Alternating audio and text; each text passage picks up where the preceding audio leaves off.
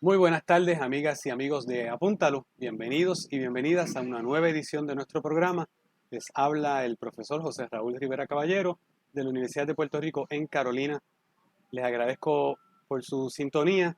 En el día de hoy vamos a estar conversando sobre un tema de mucha actualidad, un tema muy importante eh, para el contexto que estamos viviendo y sufriendo de la pandemia del COVID-19, y es el impacto de las medidas salubristas que se han tomado por el gobierno de Puerto Rico desde marzo, que comenzó todo este asunto de la pandemia, en la economía de Puerto Rico. Desde que comenzaron a tomarse estas medidas, se ha hablado en Puerto Rico de una división de intereses, de la existencia de dos grupos con intereses que chocan, que son contradictorios incluso, y para atender a ambos grupos el gobierno decidió crear, para asesorarse sobre los intereses de esos dos grupos, un task force, un grupo asesor médico y otro grupo asesor, otro task force económico. Y durante meses hemos estado viendo en Puerto Rico cómo se crea debate, cómo se crea controversia entre lo que son las propuestas que hace un grupo versus las propuestas que hace el otro, y se ha creado en la opinión pública una idea, una idea de que hay una contradicción entre los intereses de la salud del pueblo y los de la economía, ¿no? Para proteger la salud se tiene que afectar la economía, y para proteger la economía hay que sacrificar la salud. Y en el contexto de ese debate, eh, el compañero, el doctor Heriberto Marín, que va a ser nuestro invitado de hoy, eh, presentó e hizo público un estudio, una evaluación en donde parte de los elementos económicos, y, y, y llega a unas conclusiones sobre el efecto que ha tenido en la economía las medidas salubristas en el país. Y cuando vimos, gracias a la generosidad del compañero que compartió sus conclusiones, cuando vimos estas conclusiones nos pareció que era importante darle un foro, darle un espacio, y conversar un ratito con él. Así que tenemos el enorme placer de tenerlo hoy aquí como invitado, eh, el doctor Heriberto Marín, Tito, que es catedrático y es economista de la Escuela Graduada de Salud Pública de la Universidad de Puerto Rico en Ciencias Médicas. Bienvenido, Tito. José, buenas tardes. Gracias por la invitación a este programa. Bueno, un placer saludarte a ti y a todos los que nos están viendo y escuchando. Así que espero que este ratito que estemos juntos pues podamos explicarles a ti y a la gente que está viendo de qué se trata este análisis y lo que yo entiendo que es una aportación importante a la discusión pública que se está dando en las últimas semanas en Puerto Rico.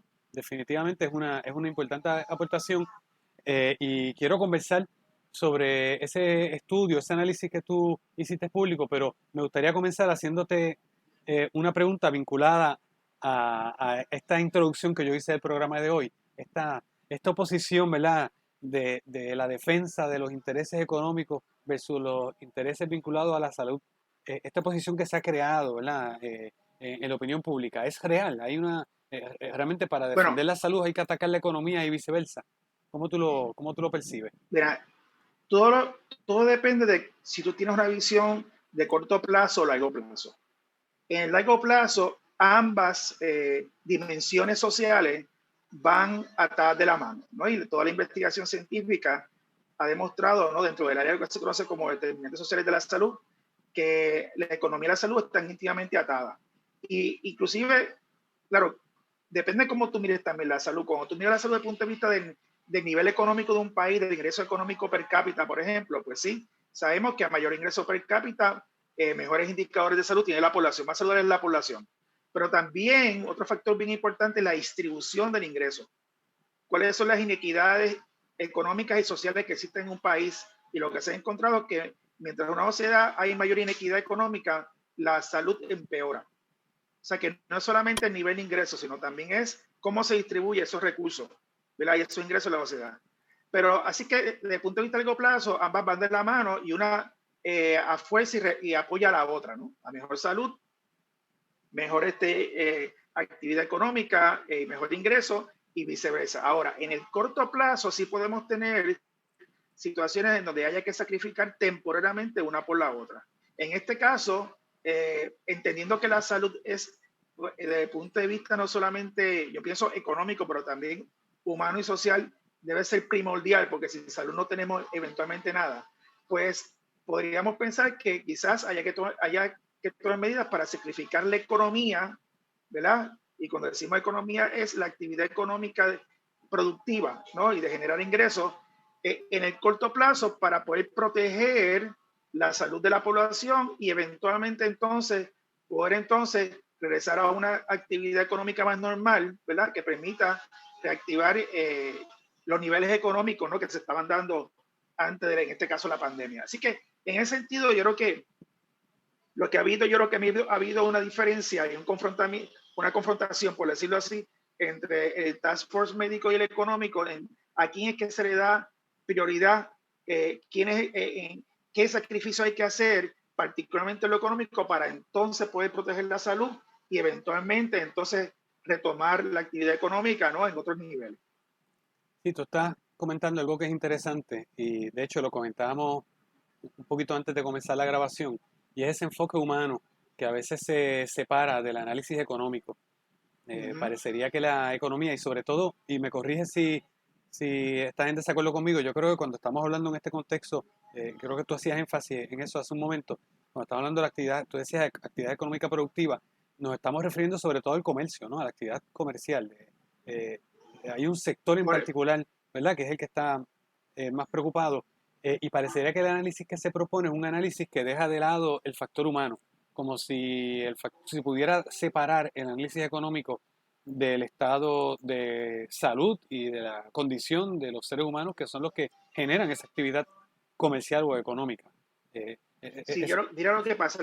Yo totalmente de acuerdo contigo. Yo creo que el problema que ha habido es el siguiente: dos cosas. Yo creo que uno de ellos es que el punto de vista que se utiliza mucho estos grupos económicos, ¿verdad? Grupos empresariales, es el grupo de vista puramente privado.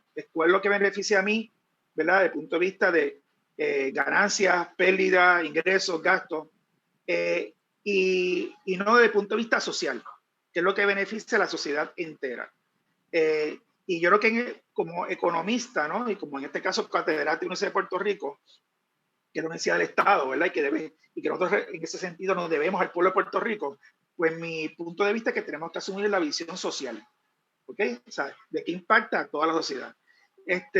Y lo otro es que muchas veces estos grupos lo que están mirando es, repito, como mencioné, están mirando algo bien al corto plazo. Impacto y el efecto a corto plazo sin mirar el efecto a mediano y largo plazo. Y de hecho eso me da, ¿verdad? Pie para poder entonces hablarte del análisis que yo hice y por qué fue que yo hice este análisis. Precisamente porque me preocupaba, ¿verdad? De que por ahí en la prensa, en los medios, en las redes sociales aparecían constantemente diferentes personas, portavoces de estos grupos, hasta colegas economistas, ¿verdad? Gente que no son de la economía, hablando de todo el efecto negativo, y casi estaban hablando ya a un nivel casi de apocalíptico, de lo que le iba a esperar a la economía de Puerto Rico si no se reactivaba pronto la economía. Me di la tarea de hacer un poco de balance en este análisis y resaltar el hecho de que es importante, primero, que la economía hay que mirarla de su aspecto total. La economía no solamente la podemos mirar como el flujo de ingresos y gastos de producción que se da en un periodo dado, que eso es lo que usualmente se mide con el famoso Producto Interno Bruto, el Producto Nacional Bruto, que es el flujo de la producción que se da en un país en un año, por ejemplo, y cómo se afecta, ¿no? Sino que también hay que mirar lo que se cree esa economía, como que son los acervos o los recursos o lo que se conoce en inglés como los stocks que tiene un sistema económico. Y en ese sentido, nosotros tenemos que ver el recurso humano como el recurso más importante en cualquier economía, que en economía se le conoce, usualmente se le denomina como el capital humano, ¿no? ¿Y qué pasa? Cuando se hacían estos análisis que tú ves ahí en la radio, en la prensa, tú sabes, en los diferentes medios, simplemente estaban enfocados en la parte del flujo, de cómo estaba cambiando, cómo se había afectado el flujo de la producción, el flujo de los ingresos, tú sabes, pero no decían nada sobre el efecto que tenía sobre los acervos, sobre los recursos. Fíjate la diferencia cuando hablamos cuando hay un evento, por ejemplo, como un huracán. En un huracán, tú enseguida ves a los sectores económicos hablando del impacto que tuvo el huracán en los edificios, en la infraestructura, en su equipo, en la planta física, ¿verdad? Etcétera, etcétera, etcétera. Todo que para ellos son sus recursos imprescindibles para poder producir y enseguida, obviamente, buscan quienes les hagan una evaluación de cuánto fue la pérdida que tuvieron en toda esa infraestructura, en todos sus equipos, en la planta física, etcétera, ¿verdad? En este caso, eso es exactamente lo que yo estoy diciendo que tenemos que hacer en Puerto Rico en la pandemia, pero ¿con qué? Con el factor humano, con el recurso humano, con el capital humano, porque fíjate que la pandemia tiene una particularidad bien diferente a cualquier otro tipo de emergencia o desastre que hemos confrontado, ¿verdad? Recientemente en Puerto Rico en nuestra historia. Fíjate que cuando tú miras los huracanes, los terremotos que hemos tenido en los últimos años, uno de los efectos más grandes que ha tenido precisamente es la parte física, ¿no? El capital físico de nuestro país a nivel individual, a nivel colectivo, a nivel de las empresas, ¿verdad? Y obviamente ha tenido también impacto sobre el capital humano, y para eso fue el estimado que se hizo, se recuerdan, hace un par de años atrás, sobre cuánto fue las muertes que María provocó. Ahora, en este caso, la pandemia ha sido totalmente diferente. La pandemia, su efecto no ha sido en qué, no ha sido en el capital físico, no ha sido en las estructuras, no ha sido en los equipos, en la maquinaria, en las carreteras, en el sistema eléctrico, a nivel ni público ni privado. Su efecto ha sido puramente en qué, en la parte humana, porque es la parte de salud de los seres humanos que no hemos afectado. Pero ¿qué pasa? Que desde el punto de vista del análisis privado, el capital humano a ellos no les interesa tanto porque ellos no son dueños del capital humano. ¿Quiénes son los dueños del capital humano? Cada uno de nosotros como individuos. Por lo tanto, ¿qué es lo que les interesa a ellos? El efecto que ha tenido sobre lo que ellos sí son el dueño. Y como en el caso de ellos, la maquinaria, el equipo, la planta física no se ha afectado, ¿verdad? Pues ahí no hay preocupación. Pero entonces se olvidan de que hay que medir también el efecto sobre el capital humano a nivel, no solamente, o sea, a nivel agregado de la sociedad. Y ahí es que entra entonces el análisis que ellos realizan. Sí, justamente lo que decíamos, que no se puede separar esa economía, o sea, lo que es la economía el análisis económico de capital humano, porque son los seres humanos los que producen. O sea, tú estás Correcto. describiéndolo como producción. Y entonces, ¿cómo tú le añadiste ese cálculo del capital humano? De hecho, podemos adelantar, porque no hay un suspenso. Y lo que es interesante es que expliques cómo tú llegas a las conclusiones. Tú lo que propones es que las medidas que se tomaron para prevenir los contagios en Puerto Rico por el gobierno, sin entrar en el detalle de si fueron, ¿verdad? Demasiado estrictas o muy poco estrictas. Las medidas en per se que se tomaron salvaron vidas, y salvar vidas tiene un impacto positivo en la economía, ¿verdad? Correcto, o sea, esa es la idea. La idea es las medidas que se tomaron y yo siempre, ¿verdad? Y hago la clarificación, o sea, se clarifico en el análisis esto. Sabemos que quizás las medidas pudieron haber sido mejores, que quizás no fueron tan efectivas, ¿verdad? Ciertas órdenes ejecutivas y la fiscalización, implementación, el Departamento de Salud, sabemos todos los problemas que ha habido, pero aún así, en nuestro planteamiento es que cuando miramos lo que está ocurriendo en otros lugares, las medidas en Puerto Rico han tenido obviamente un beneficio de salud importante, particularmente cuando empezamos en marzo, cuando la gobernadora decidió hacer el famoso lockdown que le dicen en inglés, ¿verdad?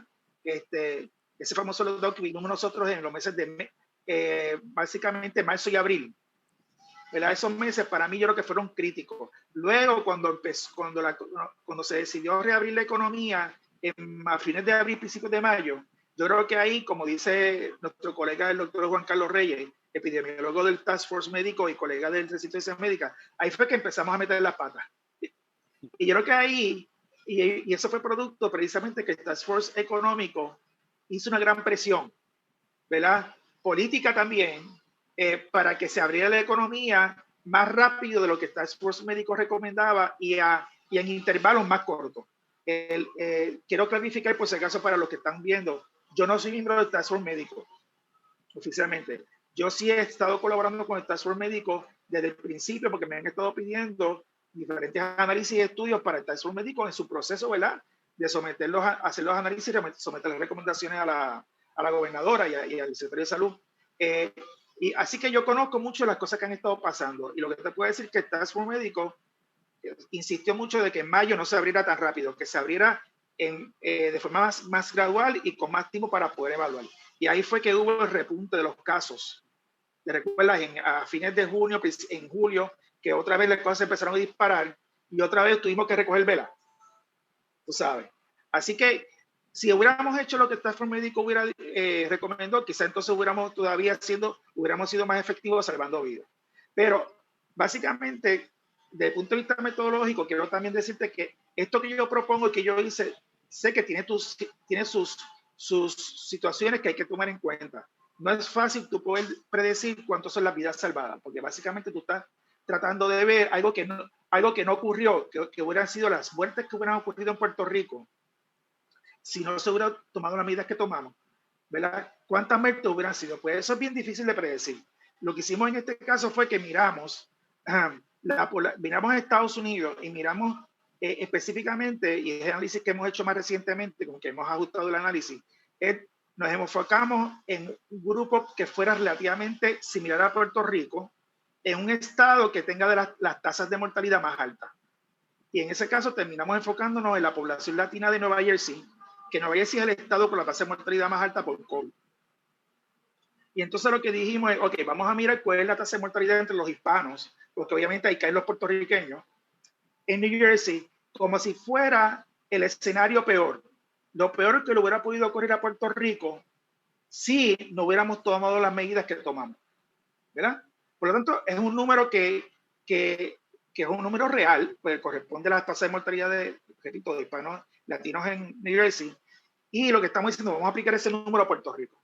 Y ahí entonces lo que estimamos fue cuánto hubieran sido las muertes que hubieran ocurrido en Puerto Rico bajo ese escenario. Y el número que estimamos es el más reciente, y te lo estoy dando más reciente con los últimos números de hoy, que fue lo que te envié ahorita, ¿verdad? Sí, sí. Hubieran habido en Puerto Rico, hubieran habido 5.576 muertes. No. Mientras que actualmente hoy, con los últimos números, hay 542. O sea, básicamente más de 10 veces la cantidad que tenemos de muertes. La diferencia entre lo que hubiera ocurrido y lo que ha ocurrido es de 5.034 muertes. Es decir, que en teoría podríamos decir que ese es como que el intervalo, el potencial de vidas que hemos podido salvar en Puerto Rico, ¿verdad? Producto de las medidas que se tomaron. Con todos, repito, con todos sus defectos y problemas, ¿ok? Entonces, el próximo paso era, bueno, ¿cómo yo puedo incorporar eso dentro del análisis económico? ¿Cómo yo puedo, verdad? Y ahí lo que hicimos fue que recurrimos a un concepto que se utiliza mucho a nivel internacional y en Estados Unidos por las agencias federales, que se conoce como el Value of Statistical Life, o en español, valor de la vida estadística. Y esto es un concepto que no quiero, ¿verdad?, que se me pierdan, pero básicamente lo que trata es no necesariamente de darle un valor económico a la vida, o sea, no decir cuánto una vida vale, sino decir, ok, utilizando diferentes metodologías, lo que tratan de determinar es cuánto la gente estaría dispuesta a pagar por reducir la probabilidad de muerte en X cantidad de por ciento. Entonces, utilizando, por ejemplo, los datos que existen sobre la diferencia en cuanto a lo que se le paga a una persona en un empleo que es riesgoso, que es más riesgoso que otro empleo que es menos riesgoso, ellos miran, controlando por una serie de variables, cuánto es el diferencial en el pago, en su salario. Y esa diferencia en el salario, que lo atan a la diferencia en el riesgo de muerte, ¿no?, por ser un empleo más riesgoso, lo convierten luego en un estimado de cuánto es lo que la gente implícitamente están valorando su vida. ¿Ok? Entonces utilizan eso, obviamente lo agregan y entonces hacen unos estimados. Para Estados Unidos, el estimado que más se está utilizando recientemente y es por la EPA, porque ellos utilizan estos estimados para poder evaluar el costo-beneficio de legislación federal, ¿no?, de programas, de medidas y medidas que van dirigidas a salvar vidas, ¿verdad? Pues ellos tratan de comparar cuánto es lo que me estoy ganando el valor económico de esas vidas que estoy ganando, mientras cuánto me cuesta esta legislación. Pues en Estados Unidos, la EPA, el número que está utilizando más recientemente para Estados Unidos es 10 millones por vida. Ese número yo lo cogí, lo utilicé en mi análisis, pero también hice un análisis similar utilizando un número ajustado para Puerto Rico. ¿Por qué? Porque la literatura internacional se ha demostrado que este número varía está relacionado al ingreso de la gente. Obviamente, aquellos países que tienen un ingreso más alto están dispuestos a pagar más por reducir el riesgo de muerte que aquellos países donde la población gana menos. Así que yo hice un ajuste para Puerto Rico, donde esa cantidad se baja entonces a $3.451.000 por vida. Así que mis análisis yo lo hice con los dos números. O sea, no estoy recomendando cuál se escoja, sino dije, ok, estos son los números si usáramos esto, ¿verdad? Estas dos cifras. Y si me quieres interrumpir en este momento, José. Lo que quiero es recapitular para que esté claro que todo el mundo está entendiendo y que yo estoy entendiendo. O sea, que para tu análisis, aquí hay dos factores que tú tomaste en cuenta. El primero es tratar de hacer un cálculo de cuántas vidas potencialmente se salvaron en Puerto Rico, y para eso tomaste como base una jurisdicción de Estados Unidos con unas características cercanas a lo que se llama en Puerto Rico, y que fue la jurisdicción en donde que más sufrió el impacto por muerte de COVID, ¿verdad? Que es New Jersey. Y a partir de ese cálculo, tú hiciste una proyección de que aquí, si hubiese ocurrido lo mismo que ocurrió en New Jersey, en proporción a la población, hubiesen muerto 5.300. Hubieran muerto, te voy a decir que el número total, hubieran muerto 5.576 personas al día de hoy. Al día de hoy. Y entonces lo que tú hiciste fue, a ese número le quitaste las vidas, los que han muerto, para ver la proyección de los que hubiesen podido haber muerto, ¿verdad? Está hablando de unas 5.000 personas más. La diferencia, 5.000 y pico. 5.034 personas más. Y para clarificar, José, es la población latina de New Jersey. No, sí. lo comparen contra el estado de New Jersey total, porque para que sepan, inclusive las estadísticas que se han visto es que los grupos que están sufriendo más son los grupos minoritarios. Y en Estados Unidos el grupo que tiene la mayor tasa de mortalidad son los negros, los afroamericanos. Son los que tienen aún por encima de los latinos. Así que yo busqué compararme con una población latina. Sí, y podemos hablar y eso en sí yo creo que es un tema bien interesante. Fascinante. ¿Verdad? Porque podemos hablar de las condiciones socioeconómicas también de ese sector versus Puerto Rico, etcétera. O sea, que hay otros elementos ahí que también son económicos que pueden tener una influencia, que pueden explicar. Entonces, el otro elemento que tú estás añadiendo a tu análisis es el Value Statistical Life, que es una fórmula para tratar de hacer un cálculo del impacto en la economía de cada vida, ¿verdad? Correcto. Ajá. Básicamente, sí, es una fórmula que tú tienes, y repito, porque quiero ser cuidadoso con esto, no es un cálculo de cuánto es el valor económico de la vida per se, como que le estamos incluyendo todos los elementos que pueden estar ahí. Es utilizando datos que pueden surgir, repito, de los datos que se dan por las diferencias del salario promedio que se le paga a personas en diferentes tipos de ocupaciones por nivel de riesgo de muerte, ¿verdad? O cuestionarios que se le hacen a la gente donde se le ponen en situaciones hipotéticas, se le hace una serie de preguntas para ver cuánto la persona está dispuesta a pagar, por decirlo así, por reducir el riesgo de muerte. Y utilizando eso, que entonces que lleguen al estimado, bueno, pues entonces el estimado implícito de cuánto para ti vale tu vida es este. Y eso lo agregan, obviamente, por un montón de gente, poblaciones, y entonces que estiman el promedio para todo el país. Y metiendo todo eso en el análisis, ¿cuáles son tus conclusiones con respecto al impacto de estas medidas en Puerto Rico? Pues básicamente lo que hice fue comparar. Entonces le asigné el valor económico a esas vidas salvadas. Lo comparé con los estimados que otra gente, no yo.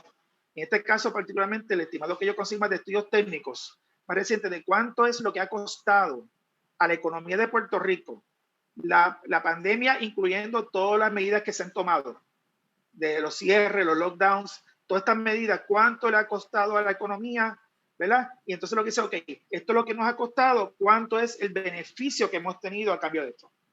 Y entonces ahí es que sacó el estimado bajo esos dos diferentes valores, ¿verdad? Y en uno de los estimados, pues le saco que el beneficio neto, sería el beneficio neto, después de restarle ese costo, bajo el valor de vida de 10 millones que utilizan en Estados Unidos, hubiera sido 66.7 billones de dólares, o 1.000 millones, para ser más propio, 66.7 mil millones de dólares, y bajo el escenario, utilizando el valor más pequeño para Puerto Rico, hubiera sido 19.5 mil millones, redondeando. Claro, entonces, una forma que podemos poner es una forma fácil de entender es a nivel per cápita, o sea, por persona. Por persona, lo que hemos estimado es que el beneficio neto, ¿verdad?, de esta medida ha sido, en el escenario 1, ha sido $20,887 por persona. En el escenario 2 ha sido $6,100 por persona. Y eso lo podemos convertir, por último, en un indicador que se utiliza mucho en el mundo de las finanzas, pero también en la parte económica a nivel social, que es lo que se conoce como el rendimiento de inversión social. Es por cada dólar que tú invertiste, por decirlo así, o que tú gastaste, ¿cuánto recibiste en beneficios netos? Y en el primer escenario, que es utilizando los 10 millones, ¿verdad? Por vida, pues haría que por cada dólar que hemos perdido en la economía, en actividad económica, ganamos $6.17. Utilizando el otro estimado de 3.4 millones por vida, pues entonces por cada dólar perdido en la actividad económica, hemos ganado $1.80. Si tú promedias los dos, pues te sale básicamente que por cada dólar que hemos perdido en actividad económica, hemos más o menos ganado $4 en vida salvada. Ese sería básicamente el resumen. Sí, que de hecho, ahora yo hago el disclaimer también, porque no es lo que tú estás diciendo, ni la intención de que se implique con este programa. No estamos tratando de ponerle un precio a la vida. Correcto. O sea, lo que estamos es tratando de humanizar este análisis económico, porque parte del análisis económico es las vidas que se salvan también, más allá del valor inherente, ¿verdad?, que tiene esa vida. Cada vida es preciosa e invaluable. También tiene un impacto en la economía. Y entonces no se puede hacer un análisis de cuán bien o cuán mal estamos en esta pandemia si no se toma en cuenta el factor humano, que es lo que tú has estado haciendo. Y como conclusión es que ha sido positivo. El salvar vidas es positivo para la economía. Eso es una buena conclusión. Porque sí, porque fíjate que tú lo puedes ver como que tú has logrado, has hecho un sacrificio. Mira cómo yo lo veo. Si era como si nosotros desde el punto de vista social, como sociedad, hicimos un sacrificio. Hemos hecho un sacrificio, lo continuamos haciendo. Y ese sacrificio ha implicado una reducción en la actividad económica, ¿verdad?, del país. Se ha reducido la actividad productiva y los ingresos. Ahora, eso lo puedes ver como que es una inversión en capital humano. Tú has dicho, voy a sacrificar esto, pero ¿es con qué? Con el propósito de salvar vidas, que salvar vidas para mí es crucial porque las vidas son parte importante de mi capital humano. Además que si tú ves la economía, propones una economía que esté centrada en la vida, no en el capital financiero, en el capital físico. Si lo centrada en la vida, pues para ti es crucial salvar vidas. Por lo tanto, el problema es que usualmente mucha gente dice, bueno, pero es que no le podemos poner un valor, ¿verdad?, monetario a la vida. Y yo entiendo esa posición, pero el problema es que si no lo haces, te corres el riesgo de que entonces no se tome en cuenta en el análisis.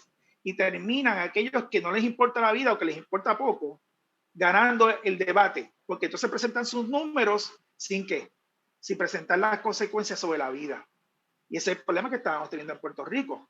Ahí es que yo digo, no, tenemos que incluirlo con todos los pros y contras que pueda tener este tipo de análisis. Hay que incluirlo en el análisis, no lo podemos dejar fuera, porque si no, entonces no lo cuentan.